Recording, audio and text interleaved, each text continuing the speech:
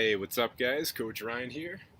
Sitting outside at Good Neighbors Coffee House here in Colorado Springs to bring you, hopefully, will be an enlightening set of answers to all the questions that have been rolling in the last week. Know I've been a little bit absent from the podcast scene for a while. I'll hopefully get this one up on YouTube, maybe throw it up on Facebook also. I had a lot of great questions come in. Most of them come through Instagram, so I appreciate that, guys. I'm going to try to touch on all of them and get as in depth as I can. As always, let me start this out with thank you for your questions, thank you for your interest, and thank you for watching and following along. It really lets me do what I love, that you guys want some of my knowledge and expertise brought to you. So I'm just going to go ahead and dive right in today. I had asked that we keep the questions centered around training, whether it is exercise selection, programming, training motivation, just basic lifts, things like that. I will do another one of these down the road, probably next week or so, where we'll touch on nutrition a lot more in depth. There were a few questions that came through nutrition-wise, and that's cool. Hit me up with those all the time. And the last thing I'll say before I jump into these questions is that I did have a few on here that I'm not going to answer in this podcast, but I am going to make its own video on because I think they warrant a little bit more in depth. So a little bit of teaser to that. The question actually comes from my good buddy Vin back in New York.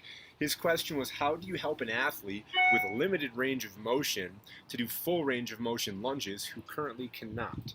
And that one warrants its own video because I'm going to have to demo a few things. So Vin, keep an eye out for that one. That one's going to come up real soon.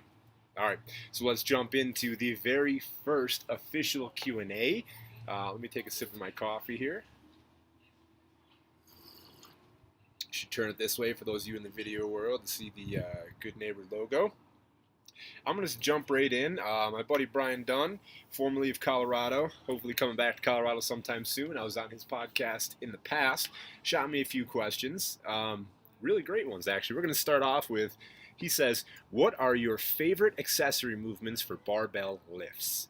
Now, I'm going to preface this by saying that when we start out talking about barbell lifts and then talk about accessories, we're probably talking about the big three and the major movements like your squats, your presses, whether it's bench or overhead, your deadlifts, and your power cleans. All right, the things that are more bang for your buck. We can do a whole nother episode on programming, and actually I probably will, but I'll tell you that your training probably should start after a thorough warm-up with one of those big basic lifts, your barbell lifts. So Brian wants to know, what are my favorite accessory movements to supplement those with? Now, I train a little bit differently than a lot of people. I call myself a power lifter. I've competed in powerlifting and competed in strongman, but the way a typical power lifter would train is they would say, today's going to be a squat day. So I'm going to go ahead and I'm going to squat. And I'm going to take, whether it's 20, 30, 40 minutes to hit whatever it is they're going to do for the day, whether it's a certain rep max or they've got certain percentages and volume they're trying to hit. And that block of time for them is dedicated to that lift. For me, while I do want to be as strong as possible in the powerlifting scene, in the strongman scene, the CrossFit scene, whatever, you know, I have a limited time in my life. So for me, my favorite accessories are movements that I can pair with the big lifts that don't take away from it at all, that I can sneak in between, so that way out of the course of the week, when I'm saying I've got a squat session, a deadlift session, a bench session, or a press session, or a power clean session, I've got basically a handful of lifts right there. And then I got a whole bunch of other stuff that I want to see happen. Rather than spending a half an hour on my squat and then say I'm going to spend another half an hour on my strict press and another 10 to 15 minutes on a couple other accessories, what I'll do is I'll sneak things in. So I'm going to give you a real basic lift. Let's say it's a squat day. My favorite accessories during the lift are going to be things like pull-ups or ring rows. I love an upper body row coupled with especially a barbell back squat because there are muscles that aren't taxed similarly. So while you're squatting, you're not using your upper back in the same way. And when you do a lift like a strict pull-up in between, it reminds you to engage all of those muscles that you would use during the pull-up, which then help you during the back squat. So say my lift, for example, the other night, I knew that I wanted to go to some heavy sets of 3 in the back squat. I ended up going 3 sets of 3. So I tried to keep my volume different for the pull-ups. So I wasn't going to go like weighted pull-up sets of 3. See what I'm saying?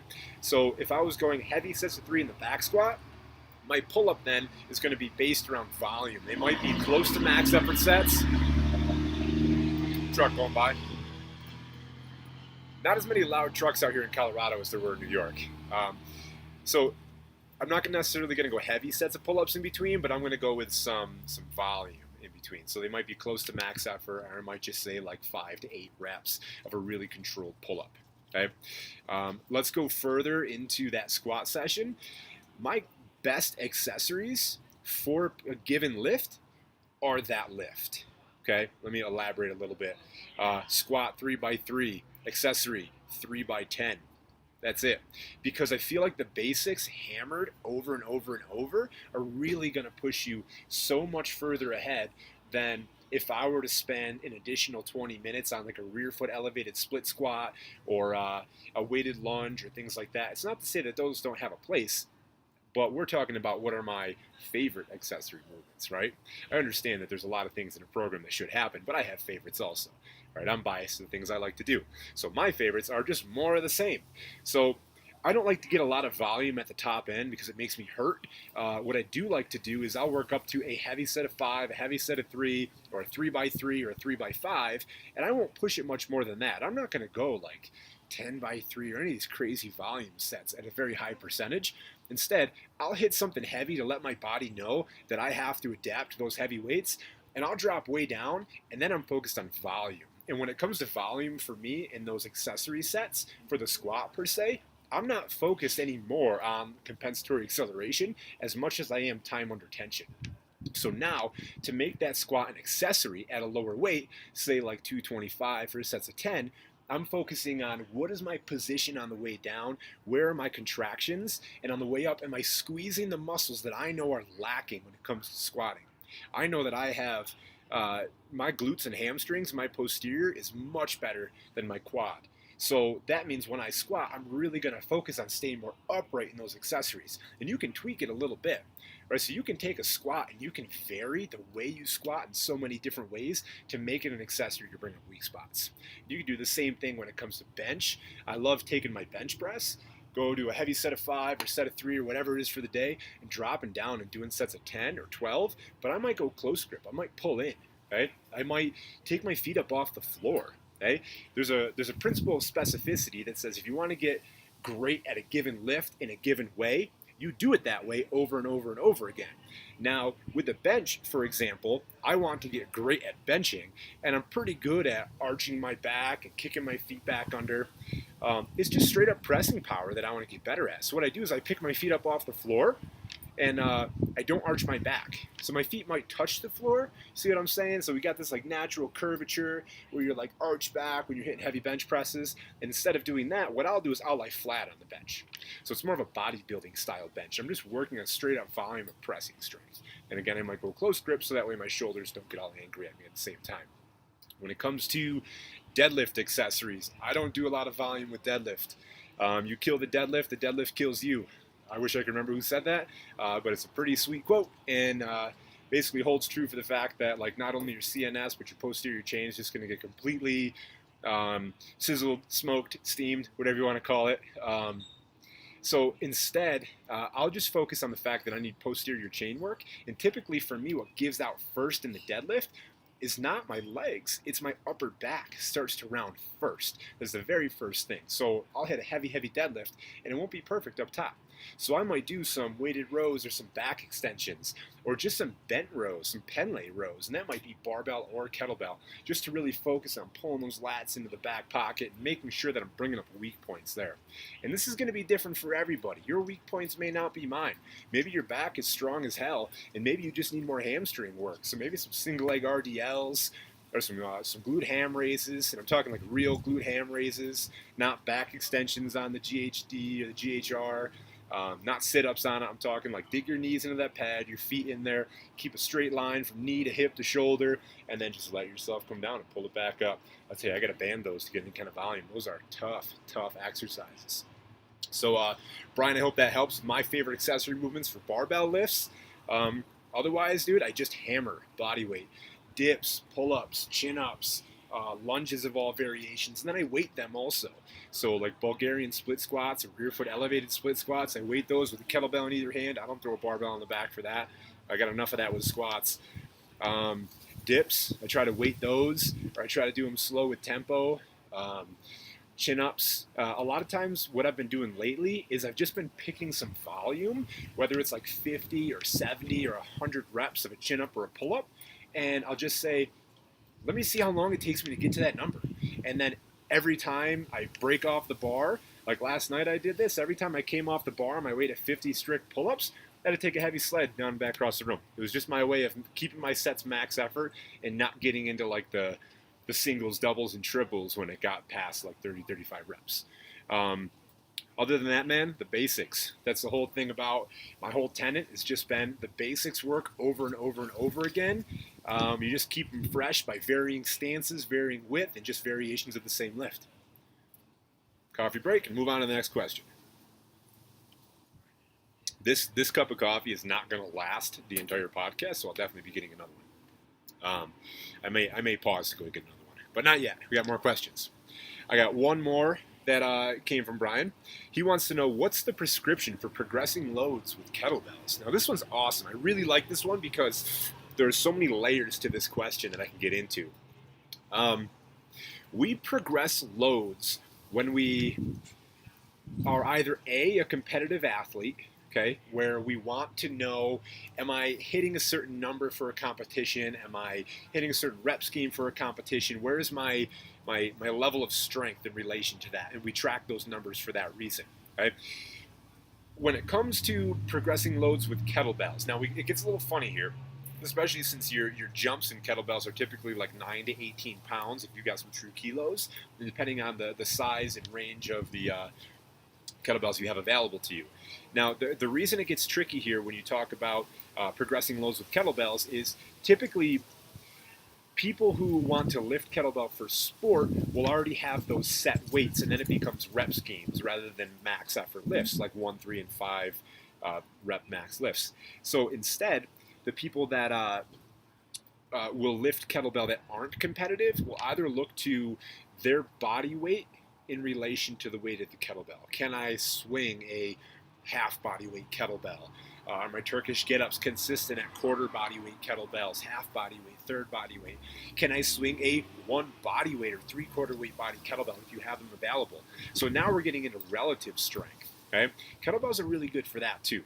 And the other thing about kettlebells, and I know I've got another kettlebell question later on, I'm going to jump to it after this one, is that typically training with kettlebells, if you are kettlebell only, right, your goal is probably not maximal strength. It's probably fitness, general physical preparedness and fitness.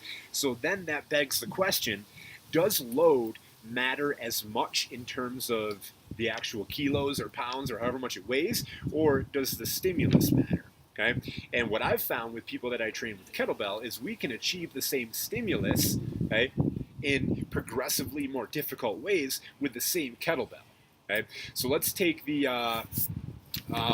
let's take a lift like a press, for example. So you can strict press a kettlebell, right? If I just said, hey man, rack that thing, press it overhead without use of your legs. And then they do it. Awesome. Once they get pretty good at that, then I'm going to say, all right, now we're going to tuck that rack closer and we're going to keep it tight. Right? And then that becomes more difficult with the same kettlebell. So now all of a sudden they're going to, and I know I'm using my hands and some of you guys are listening without audio here. So what I did was I said, when somebody presses overhead anyway, anyhow, typically what they'll do, imagine your thumb starting near your collarbone. The first thing they'll do is they'll externally rotate where their thumb will come to the outside and they'll get this little bent action happening. So it actually goes overhead at a more beneficial angle for them to be strong. So then what I say is once they've got the ability to press that, I'll have them sit completely tall and upright, and I'll say that kettlebell has to stay in line with between the center of your body and your shoulders, right? So anybody in your clavicle there, mid-clavicular we call that, right in the center of the clavicle, and you have to stay vertical along that path. So it means that they have to keep their elbow in, and I make that lift more difficult. Once they can do that, then I started saying, hey, you know what we're going to do now? Now we're going to come tempo on the way down. So we're going to start eccentrically loading all of those presses to make it much, much more difficult. Or I might toss them into a lunge position, or I might toss them into a seated position so they have to Z press it. Right? And then once they've passed through all those progressively more difficult levels of pressing, I say, hey, you know what? Let's step it up in weight and let's come back to where we started with the first progression. So it's a little bit different than with the barbell, where you learn the lift and then you progressively add 2.5, 5, 10, 15 pounds on, or extra reps. Instead, it's how do I take that one movement and what am I trying to achieve, the stimulus, and then make that progressively more difficult until we've tapped out difficulty and they've got complete control of that weight, and then they move up. And it's really because the jumps are so large that we do it that way. Okay, so Brian, I hope I answered your questions on that one. I do have another kettlebell question or two. I'm going to jump around a little bit. I should have kept my pen on me here so I keep track of that, but we're going to move down the list a little bit. And this kind of goes hand in hand.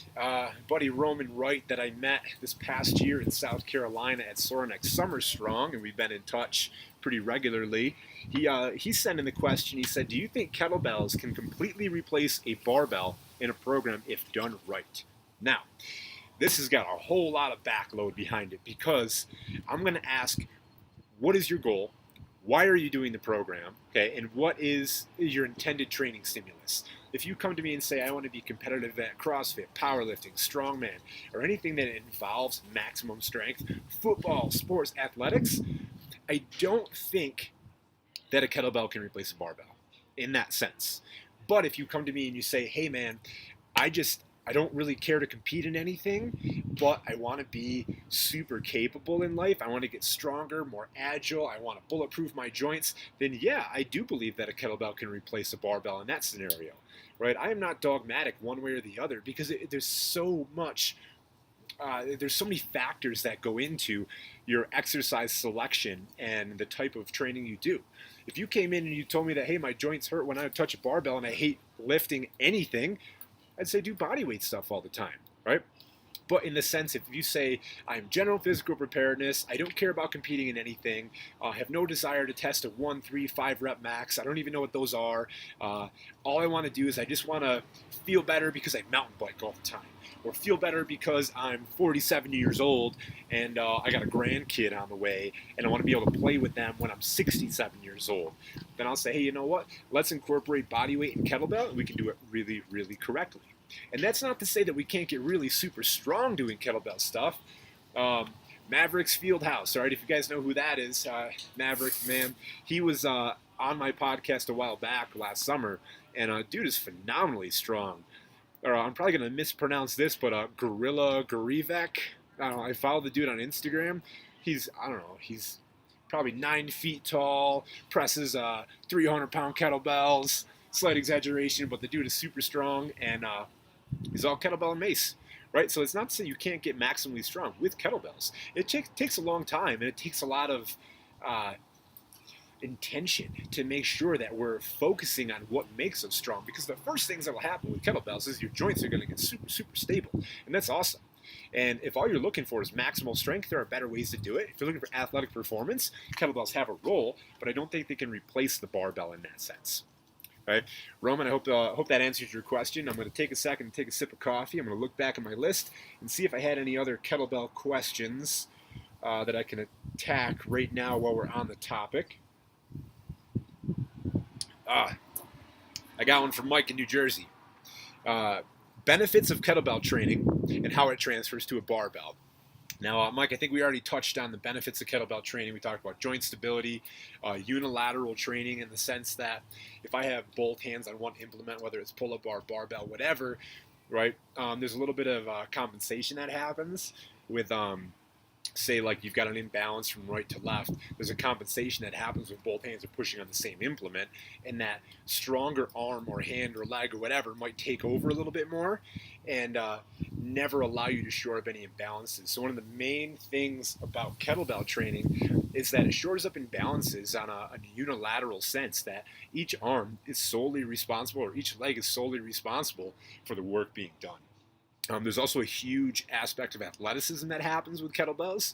And the fact that we need to be able to move and control our body through lots of varying planes of motion that we typically don't see in the like several primal movement patterns that happen with the barbell, right? There's some different like angles that happen that we need to load. Take the Turkish get-up, for example. Your shoulder passes through so many different planes of motion during the get-up that you probably never really touch unless we're doing like some advanced level snatch-based Olympic lifting movements like SOTS presses and things like that. Otherwise, our shoulder never really gets taxed in those ways. So kettlebell can help with that.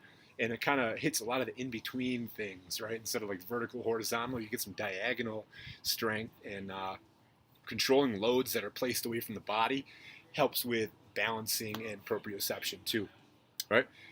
I think we've pretty much touched on just about all the kettlebell questions I have, so I'm going to jump back up the list. And this one's got a little bit of kettlebell in there.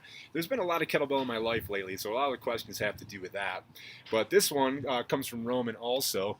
He says, do you think that Oli, Olympic lifts, he's talking about the snatch and the clean and jerk and variants, do you think that Oli lifts and their kettlebell variants are best for building explosive power?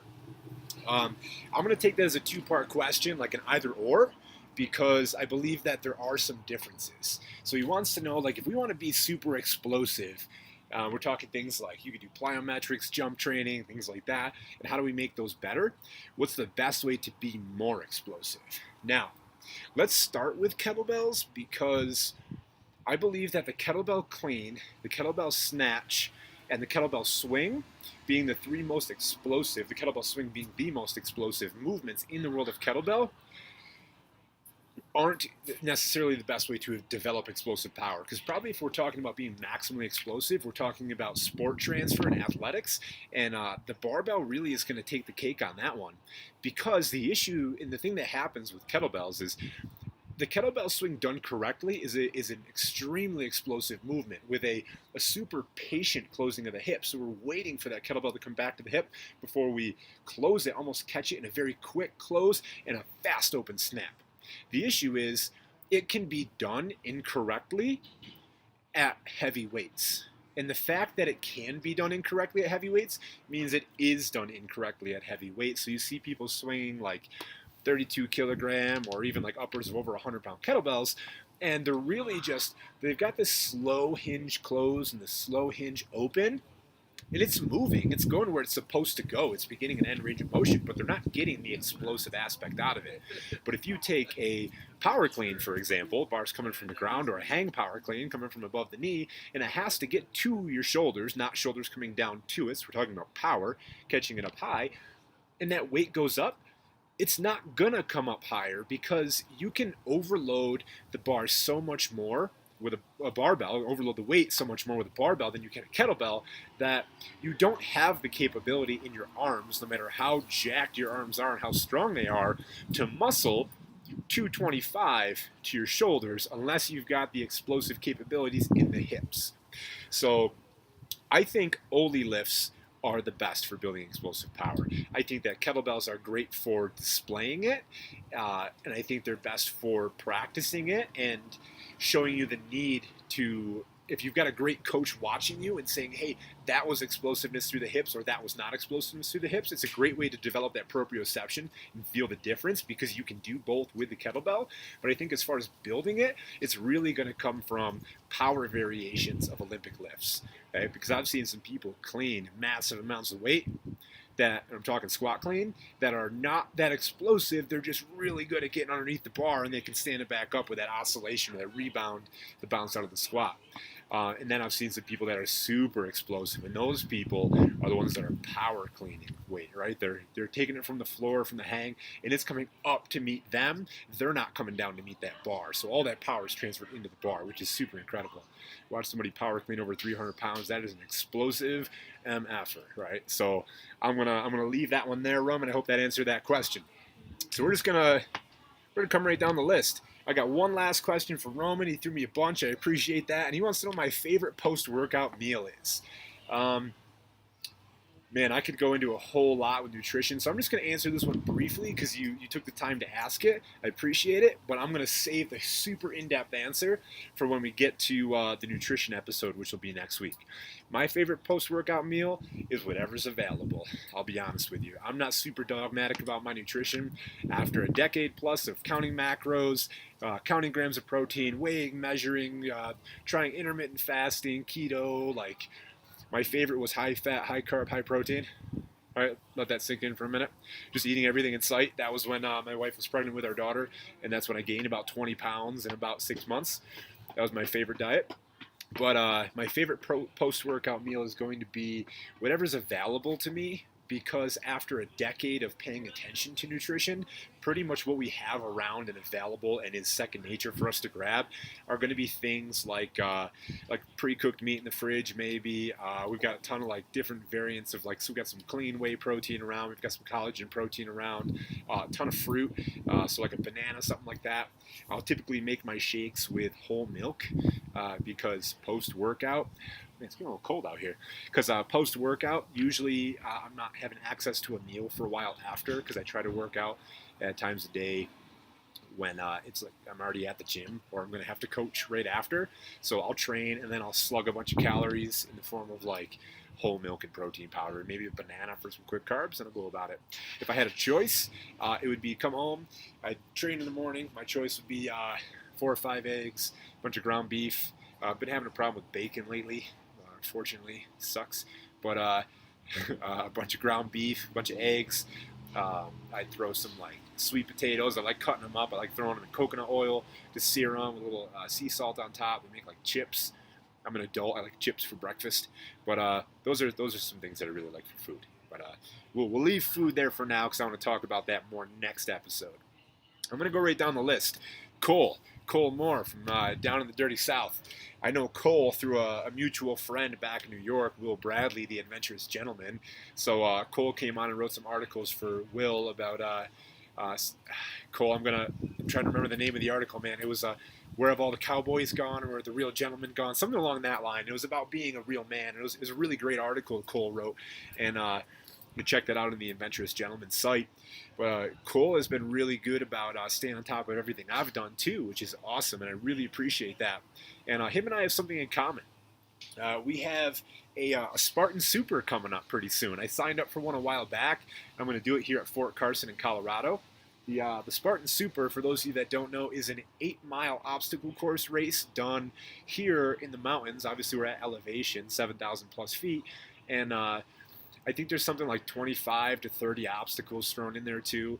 And so his question is, because he comes from the world of strength and kettlebell and barbell, and he says, I have a Spartan Super coming up. He said, besides jogging, biking, jump rope, what else can I do? Now he asks that with the preface that he's already strength training, okay? So if any of you have a Spartan Super coming up, or an obstacle course racer, want to kind of venture into that, Cole is asking that he has added in a lot of endurance training because he's already doing strength training. So taking the 1,000-foot view, basically what you can do and what Spartans in obstacle course races like to challenge you on is your ability to be multifaceted, but with an endurance forte, meaning that, well, it is an endurance race, and you do need to be strong for it. You need to have muscular endurance, I think, is going to be the biggest one, because there isn't really going to be a point in a Spartan where, now correct me if I'm wrong, I haven't really done a long one like this, but I'm familiar enough with it that there isn't going to be a point where you get that feeling like you do 13 to 15 miles into a road race where it becomes aerobic capacity. A lot of it's going to be muscular endurance, to be honest with you. You're going to have short bouts of duration of running from one obstacle to another, possibly waiting in line, especially if you're not in the elite heats. You're going to have to wait for people. So running from one to the next, and then muscular endurance, especially with grip strength. So I think on top of typical strength training, so keeping your base levels of relative and absolute strength up by doing things like I would say like 3 rep maxes, 5 rep maxes, occasionally without a ton of volume on the barbell lifts. I would add in a lot of volume on things like bodyweight squats, lunges, or moderate to light loading. Things like kettlebell front racks, double kettlebell, goblet squats, sandbag squats, and just get used to having load in your arms or on your back or carry, and then doing things, right? So lots of push-ups. I would do weighted push-ups, so vested. So we're talking like 10 to 15, maybe 20 pounds for high volume. I think that that's the best route to go. Maintain absolute strength through those 1 to 3 to 5 rep maxes, and then work on muscular endurance through relative strength with body weight training at light to moderate loads. And I would keep up the runs here and there. I don't think that doing anything over like 3 to 5 miles, three to 5 times a week tops, is really necessary, especially for an 8-mile race where you're not going to run a leg of it for more than a mile. I'd say that's even a lot. But also, if you're trying to tackle all these other things at the same time, like, you're trying to build up aerobic capacity, you're trying to build up muscular endurance, you're trying to keep base levels of absolute strength, you don't want to overtrain it either. So I don't think you need to be running 8 to 12 miles multiple times a week. I think that small 3 to 5 mile bouts, let's say 3 times a week, mixed in with 1 to 2 full body sessions of absolute barbell strength, and then lots of hammer the push-ups, hammer the pull-ups, grip strength is going to be super imperative when it comes to Spartan racing. Okay? Thanks, Cole, for that question. Cole has one more that I'm going to answer, but I'm going to touch on. It's a nutrition question. He says, what's a good pre-workout meal? Proper fuel is important for performance, exclamation mark. 100%, I agree. I'm just going to touch on it briefly because, like I said, the nutrition episode will be next week. But we've already talked a little bit about post-workout meals. Pre-workout meal, honestly, is going to be anything that you can digest and is not going to come back up. Okay, you should probably eat within an hour to an hour and a half before, depending on what you're going to do. If you're going in for a strength training session, you should probably have some sort of sustained energy carbohydrate type. And personally, I like fruit. I think fruit's an awesome thing on the way into the gym. So that's usually like 10 to 15 minutes out of strength training, a banana, an apple, applesauce packet, sometimes during. I think that well before that, all the other meals should mimic each other in that they should have about a portion of protein, which for anyone is about palm size. We talked about that. Should have a relatively larger portion of carbohydrates, especially before training. And since you're well before training, an hour to an hour and a half out, make sure it's pretty complex. Things like rice, oats, potatoes, things that are going to take a little bit longer to digest. Save the fast or simple sugars, things like your fruits, your applesauces, things like that for immediately before, because they're gonna break down and they're gonna be available a lot faster to you. And we'll get more into depth on that question when we touch on the nutrition episode. So I'm gonna take a little sip of coffee and take a look down the list and see what else we got. Okay, I think we're moving on to CJ. Here's another one. Questions come through Instagram. He is a mutual friend of Maverick from Maverick's Fieldhouse. That's how I've seen him. CJ is huge into a lot of kettlebell training, a lot of mace training. His first question is, how much training is too much? What do you recommend? 5 days, 4 days a week? And I wish I had a really good answer for that, but this is going to be such a it really depends on the person, depends on biological age, depends on training age, depends on type of training, it depends on goals, what else is going on in your life, what's your nutrition look like, what's your sleep look like. So frequency, I'll say as a general rule of thumb, I wouldn't go any less often than every other day. Okay, taking 2 to 3 days off in between might be a bit much because then we lose a bit of the adaptation, and we've really given ourselves a little bit too much time to come away from the stimulus that we're trying to give it. I'd say that too often, you see, if you're spending as much time trying to recover from sessions by adding in things like you're seeing a chiropractor regularly, you're getting cupping done, massage therapy done, you're having to hit like cold showers, ice baths, cryotherapy, things like that, and you're covered in like KT tape and all that, then you're probably training too much. It's the opposite end. So if your body cannot keep up of its own accord to your training, it's too much. So there's a really great quote I like. It's a super simple way to remember how often to train and how much to do when you train. It's, what is the minimal effective dose? Meaning, what is the smallest amount of work that I can do in the smallest amount to elicit the exact response I'm looking for the day? Okay, so if you come in and you're like, man, I'm just gonna do sit-ups till I puke, or I'm just gonna work out until I can't even move my legs, that is way beyond the minimal effective dose, because now we've hit a stimulus so high that it's gonna take so long to recover from, that we're actually gonna step backwards from the ability to climb these stairs, right? To elicit a continuous response and a continuous adaptation to what we're looking to strive for. So the minimal effective dose would instead be, how do I come in and elicit just enough response for the day to, like, hey, how does my body say I need to get stronger for these squats? Well, we hit something that's pretty heavy, and then we back off and we allow it to recover. Okay, so for me personally, at this stage of my life, with how busy I am, I train whenever I can. And I'm usually as little as half hour, as long as an hour 15, depending on what I have for time for the day. But I'd say about 5 days a week is where I train, and not all of them are go hard. Not all of them are go hard. I'd say that too much training is going to be anything you can't recover from on your own. So if you're looking for a ton of outside help to recover, you've probably hit it too hard. If you feel like you're not seeing any improvements, you're not hitting it hard enough, right? And if you're taking multiple days off in between, then I think that's far too much. I think I just saw a snowflake. So if I suddenly have to cut out here and cut back in, it's because it started snowing and I have to pick this back up somewhere else. I got a few more questions here. He also wants to know, can you do bodyweight training every day and not overtrain? Again, it depends on your definition of bodyweight training. If you're hitting a bunch of just straight up push-ups, pull-ups, and things that your bodies are accustomed to every day, say like wake up every morning and do 50 push-ups and 30 pull-ups in my bedroom, and then go about my day, and maybe do it again at lunch, again at dinner. Cool, that's probably pretty good. You could probably do that every day. There's a fine line, because you need to move every day, and essentially everything that you do to move is bodyweight training, right? It's you're moving your body through full ranges of motion. There comes a point when it would be too much. I think that's if you were hitting a bodyweight training to a point that's actually making you physically sore. And you could achieve that by stressing the eccentric portion of the motion, which is the negative portion.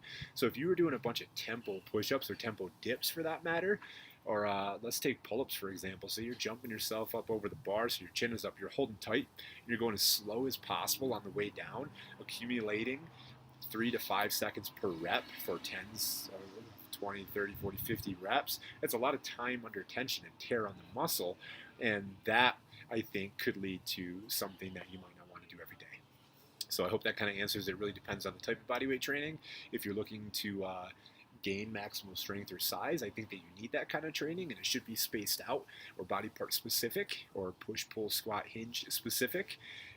If it's just a matter of keeping up on relative strength, which is your strength in relation to your body weight, then I think that doing a multitude of lightweight, which would mean if you're good at doing push-ups and you're good at like 20 to 25 plus per set, you could do push-ups every day in sets of 20 to 25 multiple times a day, and just pay attention to your joints and make sure that they're not giving you issues in like your elbows and wrists after a while. But otherwise, yeah, I think bodyweight training is something that we can all hit a little more often. Good question. And last question from him, he wants to know, how often do you stretch or incorporate yoga into your training? Yoga, not as much, because I hate to say it, but I have a really hard time buying into it, and it's mostly because I'm not good at it. And I know that anybody who's ever practiced yoga or does yoga, I guess practice is the right word, practices yoga regularly, will tell you that it's not about being good or bad. It's about your own practice and your own breathing. The issues I have with yoga is, for me personally, is there are two things that I feel like it would I'd want to achieve from doing yoga and practicing yoga. The first would be flexibility, mobility, which I'm not a fan of continuously passing through different positions to achieve that. For me, I would much rather just hold said positions and static stretch, which I guess that's they call that yin yoga, and rather than like a vinyasa flow. Only because I've got a lot of issues in the hips, like anybody who does heavy training regularly will have, and I find that holding positions for a little bit longer for each feels much better for me. And we could call it yoga, that's fine. The other side of yoga is the mental aspect that people get from it, and whether that's a meditative aspect, and I've done a little bit with breathing practice with Kundalini yoga, mostly back in New York, and I really enjoyed it. But do I feel like I need to go to a yoga studio or call it or follow a set pattern of Kundalini yoga to make that happen?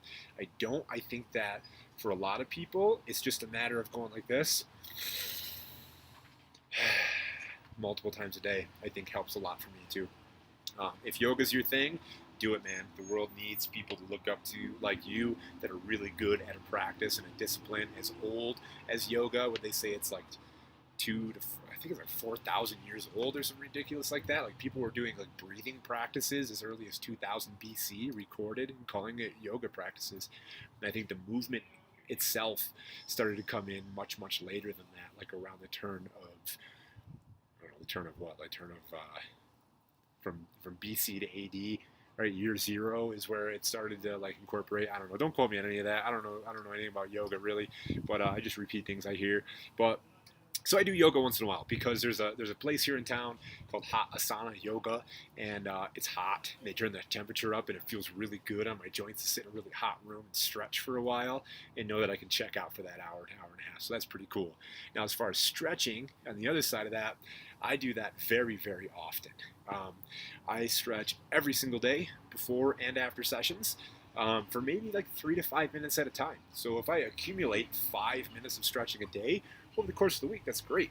I'll sit on the floor with my daughter when she plays and I'll stretch. I try to sit into a deep squat sometimes and sit there, and that's stretching and holding loaded positions while we play.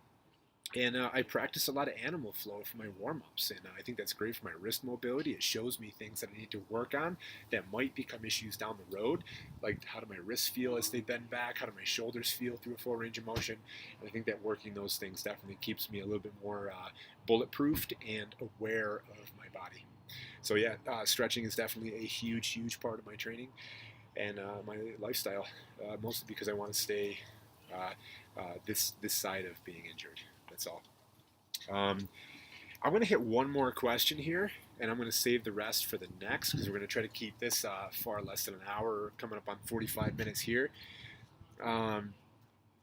Nelson. I got a question from Nelson. I met Nelson in New Jersey at Zach Evanesh's Underground Strength Coach certification. I think it was about a year and a half to 2 years ago now. And followed him on Instagram. We kind of shot some questions back and forth. Good guy. His strength is coming up really well. Cool guy.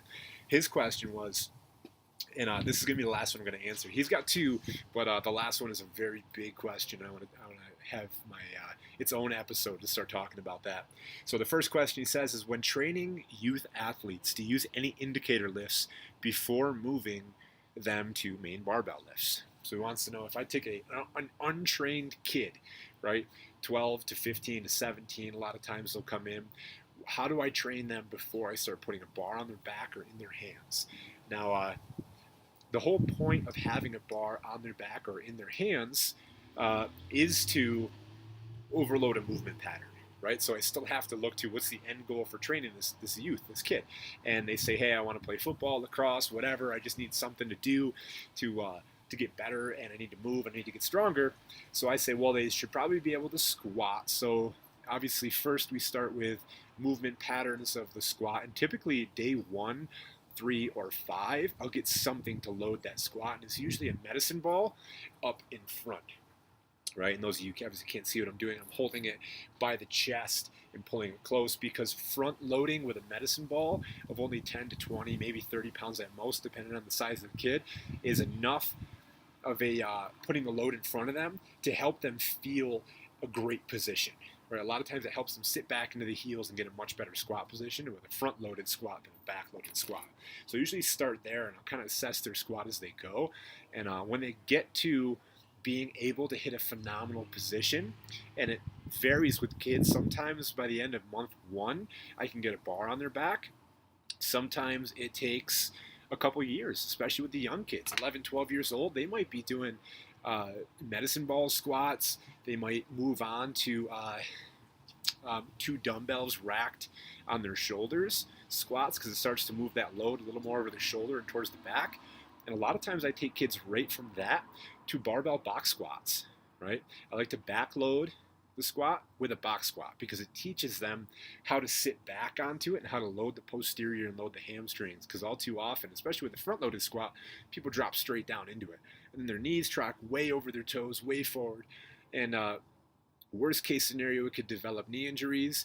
But from a training perspective, it just doesn't load their hamstrings enough, and it's not a posterior lift anymore, so it's not having as much transferability to explosive power, jumping, and sport. So when I teach them the barbell back squat, I start with a box squat at parallel to teach them how to sit back and keep a vertical shin.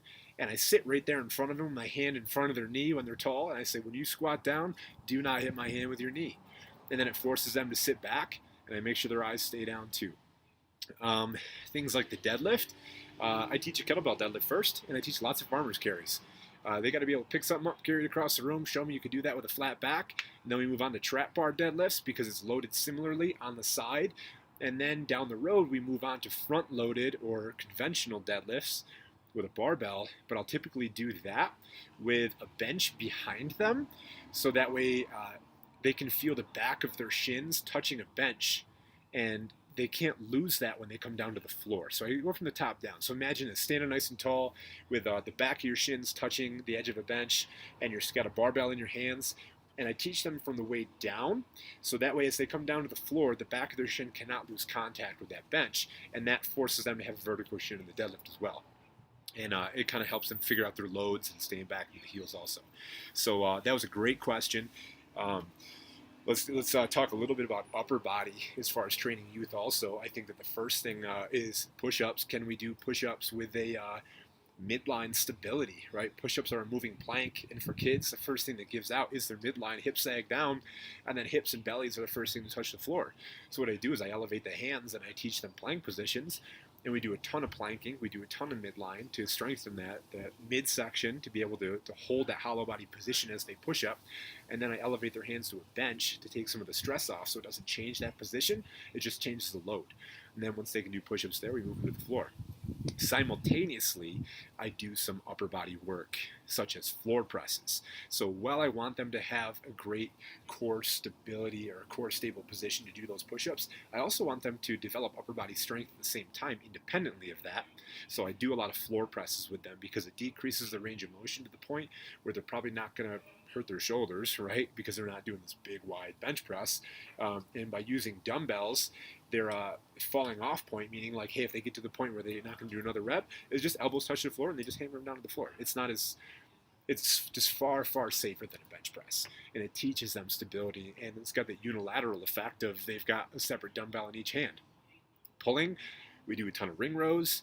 I do some like self-spotted pull-ups and chin-ups with them, where I might put a box so they're standing on a box, so they're like belly level might be up near the bar, and then they bend their knees and they go on their tiptoes on that box and they support the pull-up they self-spot with their toes, just to kind of teach them that range of motion too. And then I turn them into some negatives, and then once they can do bodyweight pull-ups, I typically, for kids, don't move on to weighted pull-ups. I typically let them just do max effort pull-ups until they're like 16, 17 years old, and then I start like letting them start weight pull-ups because I mean, if you get a kid that's like 14 that's banging out like 20 pull-ups in a row, that's pretty impressive, but typically not going to happen. Typically a max effort set of pull-ups for a kid that's even really good at them, a young male's 14, 15 years old, is going to be like 8 to 10 if they're really good. And I think 8 to 10 is a good training stimulus. There's no need to weight that and make them come down even lower. Okay? Hopefully that helps. I'm going to leave that there. I'm going to wrap up the Q&A right here for a couple of reasons. First, because we're at 48 going on 49 minutes, which is the only place you can go from 48 is to 49. And it's getting a little cold out. Clouds have rolled in over the mountains, and I think snow is on the horizon, which happens here in Colorado occasionally. And also because I got a few questions left. But that one that I started today's podcast with from Vin, he wants to know, how do you help athletes with limited range of motion to do full range of motion lunges they currently cannot? I'm going to make that his own video because I have to demo a lot of things for that. But I'll just prelude it and tell you that training stimulus what are we focused on? We're focused on unilateral leg work in a lunge position, and we can achieve that kind of with step ups also for that population. So it's probably going to go that route, and I got a little bit more to talk about it. But Van, hopefully that helps initially. I would definitely scale them to a step up variation, step down variation, even in a low box, to start working on the unilateral leg control. The other question I'm going to save for later is also from Nelson. He wanted to know, if I had to choose 5 training principles to live by, what would they be and why? That's going to be a big question. So I'm actually, Nelson, going to go ahead and develop a list of training principles and narrow them down so that way I can touch on each one and I'll go in depth with that. And that might be its own article, its own video. Hey guys, my coffee's cold. I'm cold. I'm going to head in, get another cup, hit the bathroom before I go hang out with my family for the rest of the Saturday. This will be hitting your airwaves by Saturday evening, Sunday morning. Please comment, let me know what you think. Shoot me any more questions you have. I love doing this. I love chatting about these things. If I touch on any topics in here that you want to know more about or have an opposing viewpoint or just want to chat about and agree with me, cool, do it. Shoot me a message. We can chat. Otherwise, thanks for checking into the things that I do and say. Please be sure to subscribe to the Bare Bones Radio podcast. It's coming back alive. I'm putting more episodes out, getting more content, occasionally throwing some interviews in there for you too. So please subscribe, please share. I'm on iTunes, I'm on SoundCloud. I try to put all these on YouTube also. If you have an account on YouTube, which you probably do if you've got a Gmail, please subscribe to my channel. Man, YouTube is so hard to grow. I'm just putting that out there. I got like 20 something people maybe on YouTube, and I will do more on YouTube if I get more people coming on too. So I'll keep making videos, keep putting them on. You tell everybody I'm on YouTube, please subscribe, and I will help each other out. Otherwise, guys, keep perspective, train hard, eat well, and put a smile on your face too. Love you.